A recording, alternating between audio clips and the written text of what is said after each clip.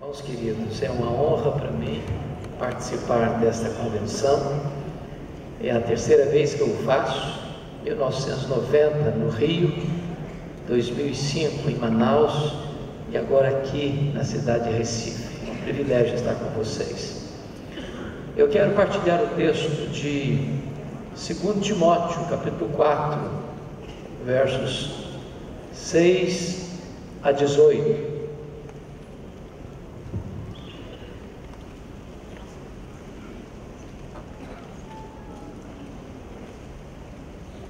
O apóstolo Paulo estava na sua última prisão em Roma, já no corredor da morte, quando escreveu esse texto. Esta é a última carta que ele escreve. Ele diz assim para Timóteo, 2 Timóteo 4, 6: quanto a mim, já estou sendo oferecido por libação, e o tempo da minha partida é chegado. Combati o bom combate, completei a carreira, guardei a fé. Já agora a coroa da justiça me está guardada, a qual o Senhor reto juiz me dará naquele dia, e não apenas a mim, mas a todos quantos amam a sua vinda. Procura vir ter comigo depressa, porque Demas, tendo amado o presente século, me abandonou e se foi para Tessalônica. Crescente foi para a Galácia, Tito para a Dalmácia. Somente Lucas está comigo. Toma contigo Marcos e traze-o, pois me é útil para o ministério. Quanto a Tíquico, mandei-o até Éfeso. Quando vieres, traz a capa que deixei em Troade, na casa de Carpo, bem como os livros, especialmente os pergaminhos. Alexandre o latoeiro causou-me muitos males. O Senhor lhe dará paga segundo as suas obras. Tu guarda-te também dele, porque resistiu fortemente às nossas palavras. Na minha primeira defesa, ninguém foi a meu favor, mas todos me abandonaram. Que isso não lhe seja posto em conta. Mas o Senhor me assistiu e me revestiu de forças, para que por meu intermédio a pregação fosse plenamente cumprida e todos os gentios ouvissem, e fui libertado da boca do leão. O Senhor me livrará de toda obra maligna e me levará salvo para o seu reino celestial. A Ele, glória pelos séculos dos séculos. Amém. Eu gostaria de só voltar esse texto na conclusão da minha fala. Meu propósito nesta primeira noite é apresentar a vocês o apóstolo Paulo, o maior bandeirante do cristianismo, o maior pastor, maior missionário, maior plantador de igrejas, o homem que, morrendo velho, pobre, cheio de cicatrizes, é mais conhecido no mundo do que todos os Césares de Roma, o homem que escreveu boa parte do Novo Testamento, o homem que influencia a minha e a sua vida até esse momento. Quem foi este homem? Eu gostaria de lhes apresentar então o apóstolo Paulo. A primeira verdade que eu aprendo acerca dele está lá em Filipenses 3, versos 5 e 6. Ele foi circuncidado ao 8º dia, da linhagem de Israel, da tribo de Benjamim, hebreu de hebreus, quanto à lei fariseu, quanto ao zelo perseguidor da igreja. Aprendemos em Atos 22, 3 que ele nasceu em Tarso, na Cilícia, portanto cidadão romano, e foi enviado ainda jovem para Jerusalém, onde morava sua irmã, para ser um rabino, estudando aos pés do grande mestre Gamaliel, neto do rabino Hilel. Transformou-se num grande homem, mente prismática, cultura invulgar, e diz Gálatas capítulo 1, verso 14, que dentre os da sua idade, ele se destacou pelo zelo pela tradição de seus pais. Curiosamente, enquanto Saulo crescia e se fortalecia em Jerusalém, um outro rabino também crescia, não em Jerusalém, mas na pobre, pequena e esquecida Nazaré da Galiléia. Esse rabino da Galiléia, aos 30 anos de idade, vai ao Jordão para ser batizado por João Batista, e então dá início ao seu ministério.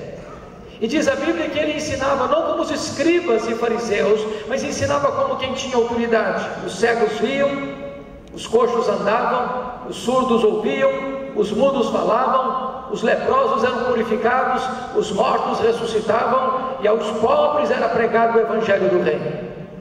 Então isso provoca ciúmes no sinédrio, e ele passa a ser vigiado, passa a ser acusado, prendem-no, julgam-no, condenam-no, levam-no ao preso romano, e ele sai de lá, condenado à morte, e morte de cruz.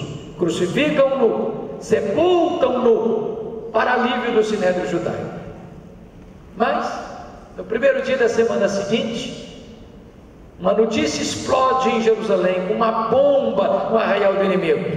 O túmulo do Rabi da Galileia está aberto, e aberto de dentro para fora.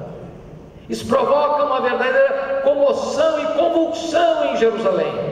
E é nesse momento que Saulo de Tarso se levanta, com o braço de ferro do sinédrio, para perseguir de forma implacável a igreja de Deus. E o Novo Testamento nos apresenta dois retratos dele. Primeiro, nos apresenta Saulo como uma fera selvagem.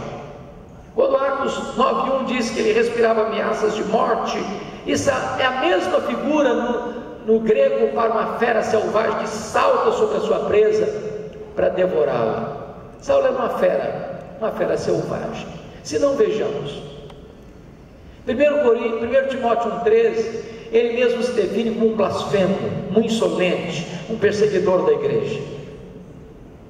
1 Coríntios 15:9 diz, ele mesmo diz que ele era o menor dos apóstolos, porque perseguiu a igreja de Deus. Atos dos Apóstolos 8, versículo 3, diz que ele assolou a igreja de Deus, porque ele entrava nas casas e arrastava homens e mulheres para lançá-los em prisão. Diz a Bíblia em Gálatas 1, versículo 13, que ele devastava a igreja de Deus.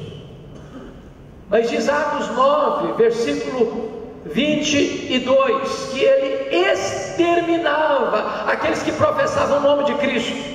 E você sabe que exterminar não é prender, exterminar não é bater, exterminar é matar. Saulo era um assassino, Saulo era uma fera, Saulo era um homem sanguinário.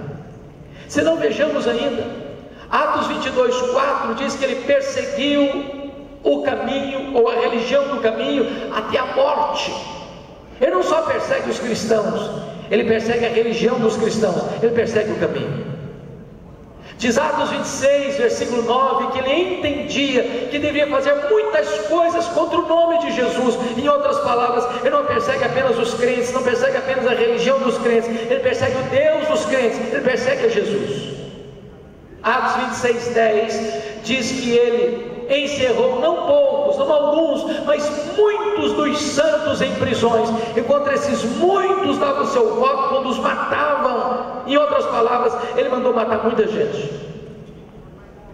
Diz a Bíblia em Atos 26:11 que ele perseguiu os cristãos por todas as sinagogas, afligindo-os, castigando-os, forçando-os a blasfemar contra o nome de Cristo. Em outras palavras, ele entrava numa sinagoga e dizia para os crentes assim: ou vocês negam a Jesus, ou eu prendo vocês, ou vocês negam a Jesus, ou eu bato em vocês, ou vocês negam a Jesus, ou eu mato vocês. Ele era uma fera selvagem. Mas o Novo Testamento nos apresenta um segundo retrato dele. Ele era também um touro indomável. Atos 26:14 usa essa figura, quando o próprio Senhor diz a ele: Saulo, Saulo, por que me persegues? Dura coisa te é recalcitrares contra os aguilhões. Você e eu sabemos que um dos principais instrumentos para amansar um touro bravo é o aguilhão. E nós imaginamos que o Espírito Santo só começou a trabalhar em Saulo lá no caminho de Damasco. Isso não é uma verdade. Toda vez que Saulo entrava numa casa, toda vez que Saulo entrava numa sinagoga para arrastar um crente e jogá-lo na cadeia, toda vez que Saulo tentava levar um crente à apostasia, dizendo o seguinte: ou você nega Jesus, ou eu te prendo, ou eu te bato, ou eu te mato. Em vez desse crente blasfemar, ele preferia morrer pela sua fé. Era o Espírito Santo picando a consciência desse homem, era o Espírito Santo ferroando esse touro bravo. Mas esse touro bravo não quer ser amansado. até o dia que esse touro bravo vai para Damasco com fúria, com ódio, respirando ameaças, e de repente o domador de touro bravos joga esse touro bravo no chão e clama desde os céus: Saulo, Saulo, por que me persegues? Dura coisa te é recalcitrares contra os aguilhões. O touro bravo está caído, o touro bravo está vencido, o maior perseguidor do cristianismo está convertido. Muda-se aqui a primeira página da sua vida, abre-se um novo capítulo, a preparação de Saulo para o ministério. Diz a Bíblia que ele foi levado lá no caminho de Damasco, cego, para a casa de Judas, na rua direita, e Deus aparece a Ananias lá em Damasco e diz: vai à rua direita, na casa de Judas, e impõe as mãos sobre Saulo, para que ele fique curado. E Ananias disse em Atos 9,13: Senhor, temos ouvido de tanta gente quantos males tem feito este homem aos teus santos em Jerusalém. Deus disse: vai, porque ele é para mim um vaso escolhido, eu enviarei para longe aos gentios, e eu lhe mostrarei o quanto importa sofrer pelo meu nome. Ananias foi, impôs as mãos sobre ele ficou curado. Diz a Bíblia que ele recebeu o Espírito Santo, diz a Bíblia que ele foi batizado, e depois que ele foi curado, recebeu o Espírito Santo e foi batizado. Veja comigo Atos 9, versículo 20, diz que a partir daí, ele começa a pregar em todas as sinagogas de Damasco, afirmando que Jesus é o Filho de Deus. Agora confira comigo Atos 9, 22, diz que Saulo mais e mais se fortalecia, confundindo os judeus, demonstrando que Jesus é o Cristo. E eu pergunto a você, há alguma diferença entre o que ele fez no verso 20 para o que ele fez no verso 22? No verso 20 ele declara, ele afirma que Jesus é o Filho de Deus, mas no verso 22 ele demonstra que Jesus é o Messias, que Jesus é o Cristo. Há uma grande diferença. A grande pergunta é: quanto tempo durou entre o que ele fez no verso 20 para o que ele fez no verso 22? O texto de Atos não responde, mas a resposta está em Gálatas capítulo 1, versos 15 a 17 até 18, quando diz que quando ele foi convertido em Damasco, ele não subiu para Jerusalém onde estavam os apóstolos, ele não consultou carne e sangue, ele partiu para a região da Arábia e ficou lá 3 anos, e depois de 3 anos ele retorna outra vez para Damasco. E a pergunta é: o que Saulo ficou fazendo na Arábia 3 anos? E a resposta é: um seminário intensivo com o Senhor Jesus. Se Jesus investiu 3 anos nos apóstolos em Israel, agora Jesus investe 3 anos em Saulo na Arábia, de tal maneira que a teologia que Paulo aprende e nos lega não aprendeu como aprendeu as doutrinas do judaísmo aos pés de um mestre humano. Ele aprendeu por revelação direta do Senhor Jesus. Ele releu certamente o Antigo Testamento e descobre que o Jesus que ele perseguira é de fato o Messias. Convencido dessa verdade, Gálatas 1,18 diz que ele retorna depois de 3 anos novamente para Damasco. E aqui que se encaixa Atos 9,22. Saulo mais e mais se fortalecia, confundindo os judeus, demonstrando que Jesus é o Cristo. Agora, diz o texto, que os judeus querem matá-lo em Damasco. Ele precisa fugir de forma humilhante, dentro de um cesto, muralha abaixo. E agora ele vai para Jerusalém. E aqui eu quero levantar uma tese, eu preciso da sua atenção, e a tese é esta: nós imaginamos que Saulo foi poderosamente usado por Deus desde a sua conversão. Isso não é um fato, irmãos, não é um fato. Saulo precisou aprender uma das mais importantes verdades divinas na sua vida, verdade essa que ele veio a ensinar mais tarde, na sua segunda carta aos Coríntios, capítulo 2, a partir do capítulo 2, verso 14, a doutrina da nova aliança. Quando ele diz assim: graças porém a Deus, que em Cristo sempre nos conduz em triunfo, e por meio de nós manifesta a fragrância do seu conhecimento, tanto os que são salvos como os que se perdem. Para uns cheiro de morte para morte, para outros aroma de vida para vida. Mas quem porém é suficiente para essas coisas? A pergunta fica no ar. E a resposta só chega no capítulo 3, a partir do verso 4, quando ele diz: a nossa suficiência vem de Deus. A tese é essa: quando Saulo sobe para Jerusalém, ele ainda não está governado pela nova aliança, ele está governado ainda pela velha aliança. Por quê? Na velha aliança é o seguinte: quando Moisés desceu do monte com as tábuas da lei, o povo de Israel disse assim: tudo o que o Senhor falou, nós faremos. Eu pergunto a vocês: fizeram? Não. Por que não fizeram? Não lhes faltava sinceridade, faltava-lhes poder. Na velha aliança tudo depende de nós, nada de Deus. Na nova aliança tudo depende de Deus, nada de nós.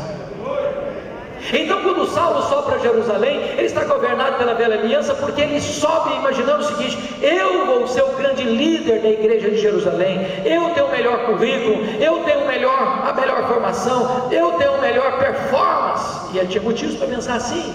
Por exemplo, todos os apóstolos de Jesus eram galileus, e você sabe que em Jerusalém os galileus eram tidos como gente de segunda classe. Quando aconteceu o Pentecoste, o Espírito Santo foi derramado, as pessoas chegaram, olharam e perguntaram: o que quer isso dizer? Outros disseram: não, são galileus, estão bêbados. Saulo pensou: os galileus em Jerusalém jamais vão conseguir sucesso na obra missionária.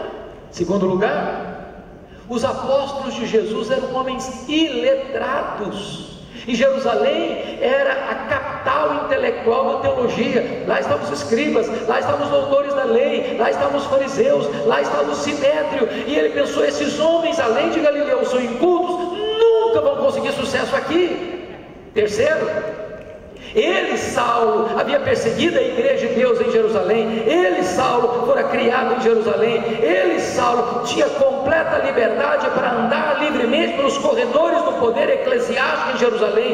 Ele, Saulo, tinha o melhor currículo e disse: eu vou ser o grande líder. Agora confira comigo Atos 9:26. Quando ele chega em Jerusalém, os discípulos não acreditaram na conversão dele, pensaram que ele estava blefando, pensaram que ele estava sabotando a fé cristã, e bater a porta da igreja na cara dele. Ele que queria ser líder, nem recebido ele foi. Deus quebra aqui primeiro com o orgulho dele. Atos 9:27, Barnabé o apresenta aos apóstolos, os apóstolos recebem, e agora começa a ter liberdade na igreja de Jerusalém, e discutia com os helenistas. Sabe o que acontece? Os helenistas resolvem matá-lo. E os membros da igreja então se reúnem e dizem assim: Saulo, não dá para você ser o nosso pastor não, você tem que ir embora de Jerusalém. Agora, irmãos, não é fácil um líder querer ficar na igreja quando os membros da própria igreja querem que esse líder vá embora da igreja. O que é que ele fez? Ele não foi embora. Ele não foi embora. Mas não foi apenas os líderes, não foram apenas os membros da igreja que queriam que Saulo fosse embora, não. O próprio Deus apareceu para ele lá em Atos 22, versículo 17, e diz assim: vai embora de Jerusalém. Ora, parece que não tem escolha, se é Deus que está mandando um camarada embora agora. O que ele fez? Ele não foi embora. Veja comigo Atos 22:18, ele começa a discutir com Deus, ele começa a ressoar com Deus, ele diz: Deus, mas eu persegui a igreja aqui. Quando se matou Estevão, tua testemunha, eu estava presente, consentia nisso, até guardei as vestes daqueles que o apedrejaram. Sabe o que ele está dizendo para Deus? Deus, o Senhor pensa melhor, o Senhor não pode me tirar daqui, o Senhor vai cometer um erro estratégico, eu tenho o melhor currículo, eu tenho a melhor performance, eu sou o homem talhado para essa missão. Mas Deus não mudou, foi Saulo que teve que mudar e mudar. Então diz: vai. Sabe o que aconteceu com ele? Ele não foi. Confira comigo Atos 9:30. Diz que os discípulos o levaram para Cesareia. Ele não foi, ele foi levado, ele não saiu, saíram com ele. Ele saiu de Jerusalém como Ló saiu de Sodoma, para reboque. Agora notem mais, dali o mandaram para Tarso. E onde era Tarso? A cidade que ele nasceu. Sabe o que Deus está dizendo para esse camarada que se sente insubstituível? Deus diz: meu filho, arruma as malas e volta para casa.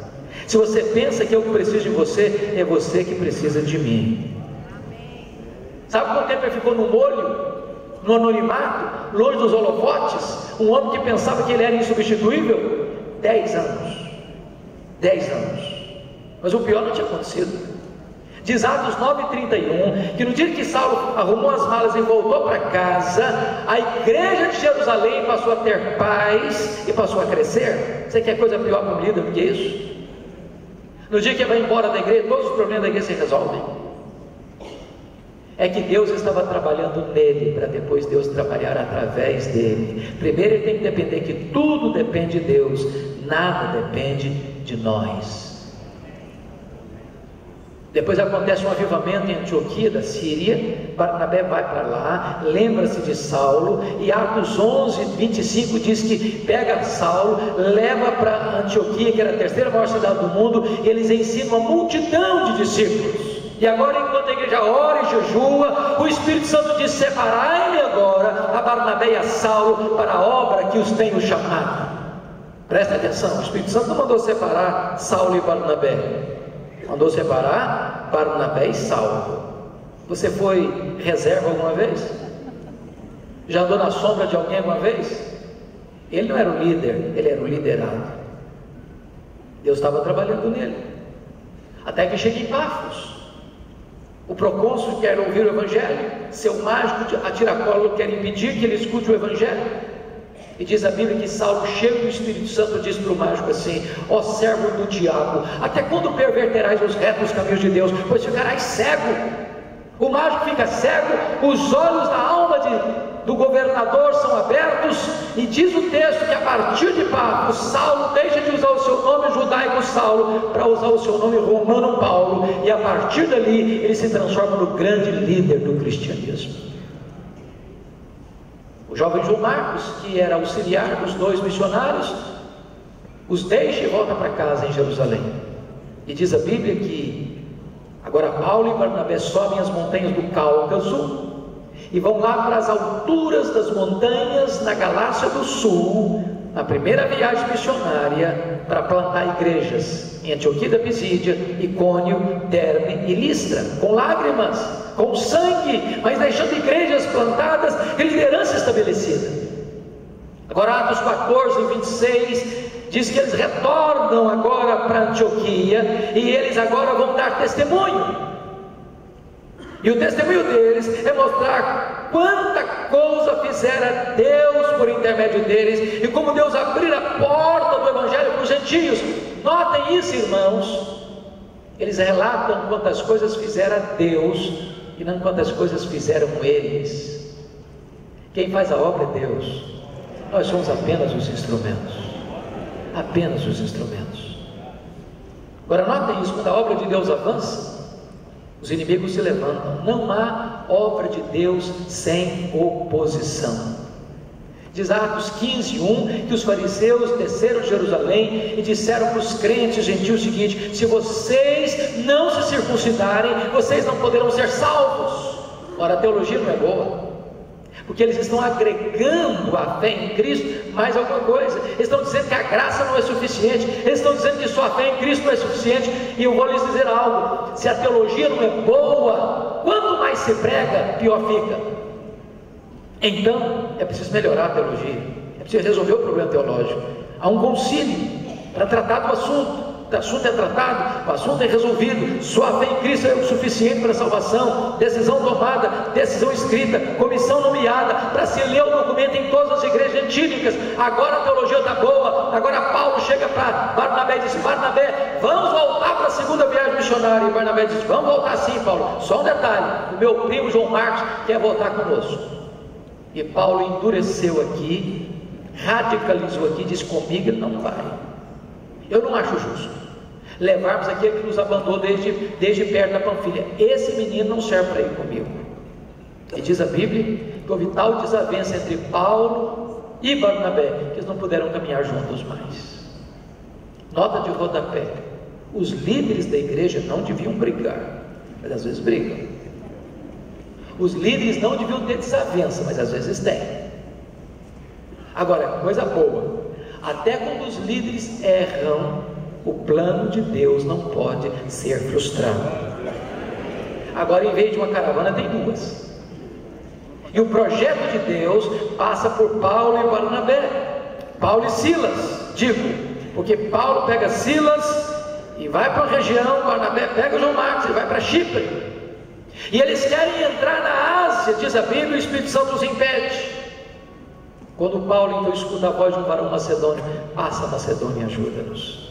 Eles entram na Macedônia, eles entram no Ocidente, eles entram na Europa. Mas preste atenção, quem dá a direção é Deus, quem escolhe os melhores métodos somos nós. Paulo passa batido por algumas cidades, se fixa em outras. Que cidades? Filipos, colônia romana; Tessalônica, capital da Macedônia; Bereia, importante cidade da Macedônia; Atenas, capital intelectual do mundo; Corinto, capital da Caia; Éfeso, capital da Ásia Menor. O que Paulo está nos ensinando? Estratégias na obra de Deus. Agora, mesmo quando você é dirigido por Deus, e mesmo quando você adota os melhores métodos, você não tem vida fácil, porque ele foi preso em Filipos, foi enxotado de Tessalônica, foi escorraçado de Bereia, foi chamado de tagarelas em Atenas, foi chamado de impostor em Corinto. De Corinto ele escreve as suas cartas para Tessalônica, porque a primeira carta escrevera lá de Antioquia, a carta aos Gálatas. Depois de 18 meses em Corinto, ele vai para Éfeso, a capital da Ásia Menor, uma cidade na época de mais de 300 mil habitantes, onde ficava o templo de Diana, uma das 7 maravilhas do mundo antigo. Isso me impressiona, irmãos, porque aqui em 3 anos que Paulo fica ali, ele não tinha Novo Testamento para distribuir, ele não tinha folheto para entregar, ele não tinha rádio, ele não tinha televisão, ele não tinha meio de comunicação de massa, e numa cidade de mais de 300 mil habitantes, em 3 anos ele muda a história da cidade. A idolatria desarticulada, a feitiçaria entra em colapso, porque as pessoas queimam seus livros de ocultismo em praça pública, e diz a Bíblia que a palavra de Deus prevaleceu em Éfeso. Ele fica ali 3 anos e planta a igreja em toda a província, por exemplo em Esmirna, Pérgamo, Tiatira, Sardes, Filadélfia, Laodiceia, Colossos e Herápolis. E dali de Éfeso ele escreve as suas 2 cartas à igreja de Corinto. Ele está voltando agora para Jerusalém para levar uma oferta para os pobres da Judéia. Ele se despede dos presbíteros em Mileto e diz o seguinte: olha, o Espírito Santo está me assegurando que o que eu vou encontrar pela frente são cadeias e tribulação, mas em nada considero a vida preciosa para mim mesmo, conquanto eu complete a minha carreira e o ministério que eu recebi do Senhor Jesus para testemunhar o Evangelho da graça de Deus. Ele chega em Jerusalém e é preso. Os judeus querem matá-lo, conspiram para matá-lo. Deus aparece para ele lá na prisão, em Atos 3:11, diz: coragem, Paulo, porque assim como você deu testemunho em Jerusalém, eu quero que você dê testemunho também em Roma. A notícia da conspiração vaza, informam a Paulo, Paulo informa o comandante, e ele é trasladado naquela mesma noite para Cesareia, quartel-general de Roma em Israel, e Paulo fica 2 anos preso em Cesareia, sendo acusado pelos judeus, sob a égide dos governadores Félix e Festo. Festo estava para entregá-lo para o Sinédrio conspirando para matá-lo. Paulo, percebendo que aquilo era uma armação contra ele, ele disse: eu sou cidadão romano e quero ser julgado diante de César. O governador Festo disse: para César você quer ir, para César você irá. Quando ele parte para Roma, ele enfrenta um naufrágio. Você pode entender isso? Deus não queria ir em Roma, Paulo queria ir para Roma, mas ele enfrenta um naufrágio. Aquele navio se despedaça todo, a carga do navio se perde toda. Tinha 276 pessoas no navio, e o anjo de Deus apareceu para Paulo e disse: coragem, Paulo, ninguém vai morrer. Eu entreguei toda essa gente na sua mão, mas vocês vão ter que dar numa ilha. Quando eles chegam na ilha de Malta, diz a Bíblia que os malteses prepararam uma fogueira para aquecê-los. E a única pessoa que quer manter a fogueira acesa é Paulo, que vai catar gravetos para jogar na fogueira, e quando ele joga um punhado de gravetos, uma cobra brota do fogo e prende na mão do Paulo. Aquela cobra tinha 276 outras opções para morder. Foi morder logo na mão do Paulo. Os malteses gritaram: é um assassino, deslivrado do mar, a justiça não deixa viver, vai cair, vai inchar, vai morrer. Não caiu, não inchou, não morreu, mudaram de opinião. É um Deus. Não era nem um assassino agora, nem um Deus, era o servo do Deus vivo. Mas não foi a tempestade que levou Paulo para a ilha de Malta, foi a mão da providência de Deus. Porque o pai do prefeito estava doente, Paulo orou por ele foi curado. Os demais enfermos vieram, Paulo orou por eles foram curados. Depois dos 3 meses de inverno rigoroso, os malteses mandaram Paulo para Roma com todas as suas necessidades supridas. E ele chega, não como talvez sonhara chegar, chega preso e algemado. Mas ele escreve, Filipenses 1,12 assim: meus irmãos, eu quero que vocês saibam que as coisas que me aconteceram têm antes contribuído para o progresso do Evangelho. Talvez você pergunte, mas que coisas, Paulo, que aconteceram para você? Ele poderia fazer um resumão para nós, dizer o seguinte: olha, eu fui perseguido em Damasco, eu fui rejeitado em Jerusalém, eu fui esquecido em Tarso, eu fui apedrejado em Listra, eu fui açoitado em Filipos, eu fui escorraçado em Tessalônica, eu fui enxotado de Bereia, eu fui chamado de tagarela em Atenas, eu fui chamado de impostor em Corinto, eu enfrentei feras em Éfeso, eu fui preso em Jerusalém, eu fui acusado em Cesareia, eu enfrentei um naufrágio para Roma, eu fui picado por uma cobra em Malta, eu cheguei em Roma preso e algemado. Mas eu quero que vocês saibam que as coisas que me aconteceram têm antes contribuído para o progresso do Evangelho. Esse homem não crê em acaso, esse homem não crê em sorte, esse homem não crê em azar, esse homem não tem medo de olho gordo, esse homem não tem medo de sexta-feira 13, esse homem sabe que a mão de Deus dirige o seu destino, porque ele estava preso em Roma. Ele diz em Filipenses 1 que 3 coisas aconteceram. Primeiro, a igreja foi mais encorajada a pregar. A igreja olhou para ele e disse: esse camarada preso está trabalhando mais que a gente, vamos nos mexer, vamos nos mover.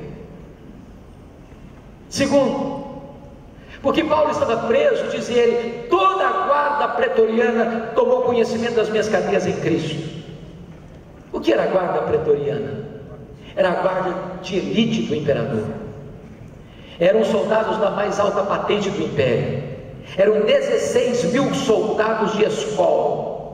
Porque ele era um prisioneiro de César, tinha que ter um soldado algemado com ele 3 turnos por dia, durante 2 anos, nesse rodízio. Toda a guarda pretoriana é evangelizada. Se Paulo estivesse solto, ele jamais teria alcançado aquelas pessoas. Tem hora que você na sua vida e diz o seguinte: está tudo errado, a minha vida não dá certo, as coisas que eu planejo não acontecem, o que eu planejo acontece o contrário. Pode ter certeza de uma coisa, meu irmão: nas horas da providência mais carrancuda da sua vida, há uma face sorridente de Deus olhando para você. Porque Paulo estava preso, diz a Escritura, ele não podia visitar as igrejas. O que é que ele fez? Começou a escrever cartas. As cartas da primeira prisão: Efésios, Filipenses, Colossenses, Filemon. Irmão, se Paulo estivesse solto, talvez nós não teríamos essas joias no nosso Novo Testamento. Quando você pensa que a sua vida está de ponta cabeça, a mão da providência de Deus governa o seu destino. Dessa primeira prisão, Paulo orou para sair e saiu. Mas não saiu para se aposentar. Não saiu para vestir um pijama. Ele saiu para fazer a 4ª viagem missionária. E nesse período ele escreveu mais 2 cartas: 1 Timóteo e Tito. Só que o mundo está mudando, queridos. O mundo está mudando. Chega o ano 64, 17 de julho de 64. O imperador Nero põe fogo em Roma e bota a culpa nos crentes. E começa uma brutal perseguição contra a igreja. Paulo está solto, ele é caçado, ele é procurado. Talvez ele estava em Troade, na casa de um amigo dele, quando põe a mão em Paulo e agora jogam-no em uma masmorra romana, úmida, fria, insalubre, de onde as pessoas saíam leprosas ou para o martírio.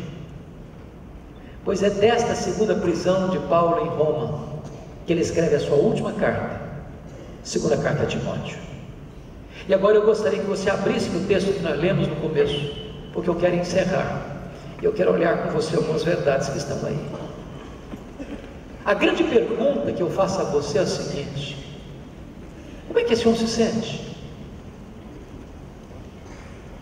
maior pastor, maior teólogo, maior missionário, maior plantador de igrejas da história do cristianismo, está velho, cheio de cicatrizes, abandonado, sozinho, numa masmorra, e vai só sair daí para o patíbulo, para o martírio. Como é que ele se sente?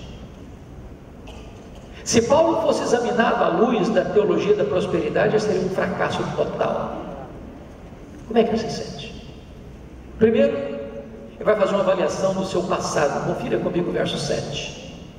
Combati o bom combate, completei a carreira, guardei a fé. Ele está dizendo o seguinte: a vida cristã não é uma colônia de férias, não é um parque de diversões, é um campo de luta, de luta. Ele diz: eu não larguei a obra de Deus no meio do caminho, eu não retrocedi, eu completei minha carreira. Ele diz: eu não prostituí o meu ministério, eu não vendi minha consciência pelo lucro, eu guardei a fé. Num ambiente onde há tanta apostasia, ele diz: eu mantive firme a minha confissão até o fim. Segundo lugar, confira comigo o verso 6, ele vai fazer uma avaliação do seu presente. Ele diz: quanto a mim já estou sendo oferecido por libação, o tempo da minha partida é chegado. Sabe o que ele está dizendo? Não é Roma que vai me matar, não, eu que vou me entregar. Eu não vou me entregar para Roma, não, eu vou me entregar para Deus. E outra coisa, eu não vou morrer também, não, eu vou partir. Ele usa um eufemismo para a morte aqui, e a palavra partida no grego tem 3 significados. Primeiro, a palavra partida significa tirar o peso de alguém, aliviando de uma bagagem. Sabe o que é morrer para um crente? À luz de Apocalipse 14, 13, é descansar das suas fadigas. Segundo, a palavra partida no grego significa você desatar um bote, atravessar um rio para outra margem. Sabe o que é morrer para um crente? É fazer a última viagem rumo à pátria celestial. Terceiro, a palavra partida no grego significa você afrouxar as estacas de uma barraca, levantar acampamento e ir para sua casa permanente. Sabe o que é morrer para um crente?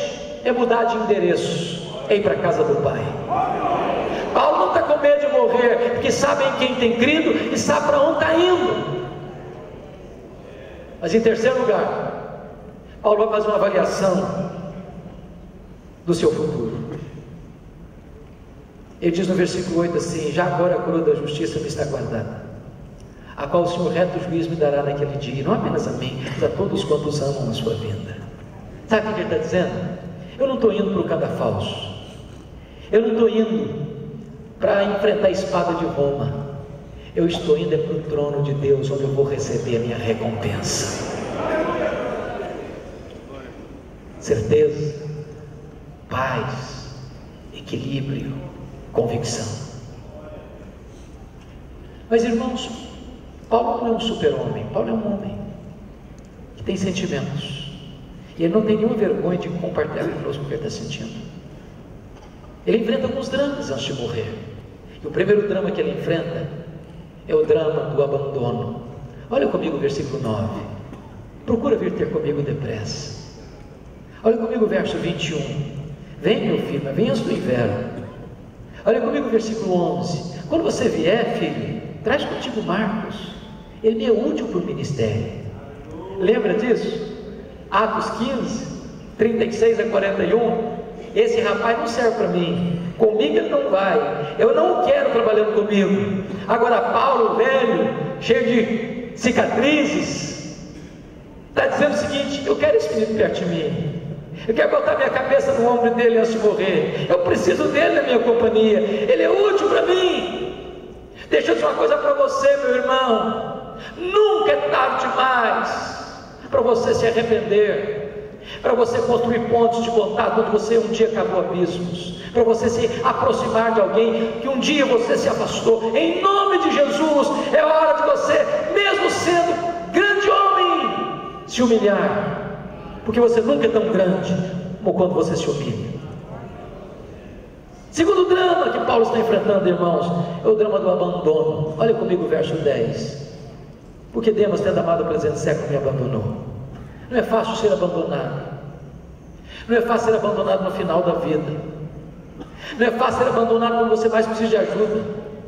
Não é fácil ser abandonado por aqueles em quem você investiu tanto tempo e a maior parte do seu coração. Talvez essa é a dor que pulsa no seu peito nesta noite. Paulo está lidando com isso, a dor de ser abandonado. Terceiro lugar, ele compartilha conosco a dor de ser traído. Olha comigo o versículo 14. Alexandre o Latueiro causou-me muitos males. Os historiadores afirmam que foi Alexandre o Latueiro quem delatou Paulo, culminando na sua segunda prisão, no seu consequente martírio. É gente que puxa o seu tapete, é gente que apunhala você pelas costas, é gente que se alegra quando você chora, é gente que ri quando você está triste. Esse homem, embora fosse um homem de Deus, enfrentador da traição. Quarto lugar, Paulo está enfrentando a dor das privações. Olha comigo o verso 13. Tem 3 privações seríssimas. Primeiro, eu preciso de gente. Deixa eu dizer uma coisa para você, amado. Gente precisa de Deus, mas gente precisa de gente. Segundo, está enfrentando privações mentais. Está preso. Ele está no final da vida. Ele vai morrer, ele sabe disso. Mas ele quer estudar um pouco mais. Isso me impressiona, porque tem gente que passa a vida inteira e não estuda nada.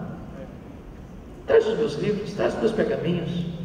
Ele quer ler, quer estudar, quer aprender mais. Nunca é tarde para você aprender. Terceira privação, privação física. Meus irmãos, o inverno estava chegando. Em Roma se faz temperaturas abaixo de 0. Dentro de uma masmorra é mais frio lá do que fora. Um velho sente mais frio que gente nova. Ele está dizendo: traz a minha capa, se não vou morrer de frio antes de ser degolado. Sabe o que me impressiona? O maior pastor, o maior teólogo, o maior plantador de igreja da história do cristianismo, no final da vida, não tem sequer uma capa para usar, para cobrir o seu corpo, diante do frio implacável. Quantas vezes você e eu temos uma casa para morar, temos uma cama para dormir, temos pão sobre a nossa mesa, e nós murmuramos.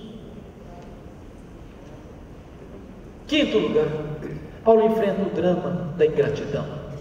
Olha o verso 16 comigo. Na minha primeira defesa, ninguém foi a meu favor, mas todos me abandonaram. Oh, irmãos, eu imagino essa cena. Quantas pessoas Paulo ganhou para Cristo? Quantas igrejas Paulo plantou?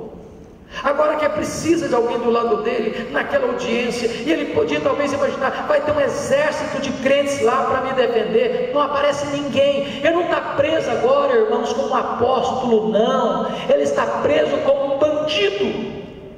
Ele escreve isso na segunda carta a Timóteo. Ele está preso como um malfeitor. Ele está preso e acusado de ser o líder dos incendiários de Roma. Quando naquela audiência ele vai esperando que alguém aparecesse lá para defendê-lo, não aparece ninguém.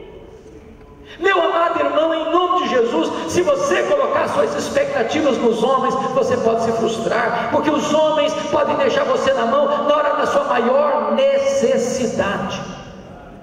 Mas preste atenção no verso 17. Mas o Senhor me assistiu. Mas o Senhor me assistiu e me revestiu de forças, para que por meu intermédio a pregação fosse plenamente cumprida e todos os gentios ouvissem: o Senhor me guardará de todo mal, o Senhor me livrará da boca do leão, o Senhor me levará salvo para o seu reino celestial. Pode faltar a você o apoio dos homens, mas não lhe faltará o apoio de Deus. Pode faltar para você o apoio da terra, mas não lhe faltará o socorro do céu. E eu termino aqui dizendo para você o seguinte: quis Deus que você e eu não soubéssemos como é que foi o fechar das cortinas da vida deste homem. Mas eu vejo esse dia, eu imagino essa cena. Houve um dia que um carcereiro, homem rude, insensível, recebe na sua mesa um pedaço de papel ou de couro, contendo o nome de um prisioneiro que deveria ser executado naquele dia. Eu vejo esse homem se levantando da sua cadeira, pegando um pesado molho de chaves numa mão, pegando uma tocha de fogo na outra mão. Eu vejo esse homem dando passadas largas por um longo, sombrio, escuro e frio corredor.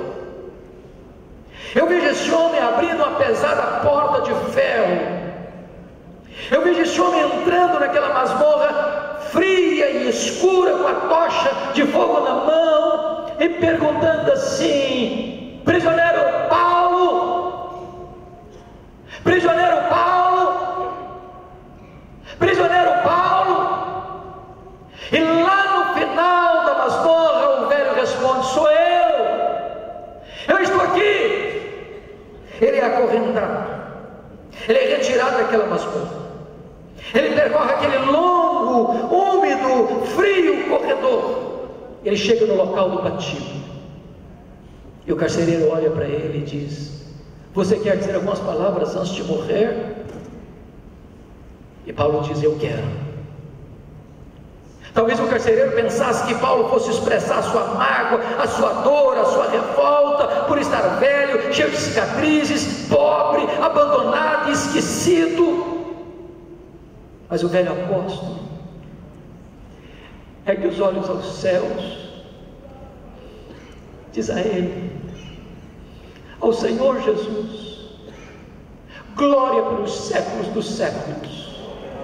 Botou a cabeça no seco, a espada de Roma tosou-lhe a cabeça, corpo para um lado, cabeça para o outro, tombou na terra como um mártir, foi recebido no céu como um príncipe. É este homem que diz para você e para mim: sede meus imitadores, como eu sou de Cristo. Que Deus nos ajude nessa geração tão rasa, tão superficial. Temos um cristianismo viril, maiúsculo, superlativo, abundante, de compromisso, de fidelidade ao Rei da Glória, que nos amou e se entregou por nós, para nos dar vida, e vida em abundância. Que Deus nos abençoe, que Deus nos ajude. Aleluia. Amém.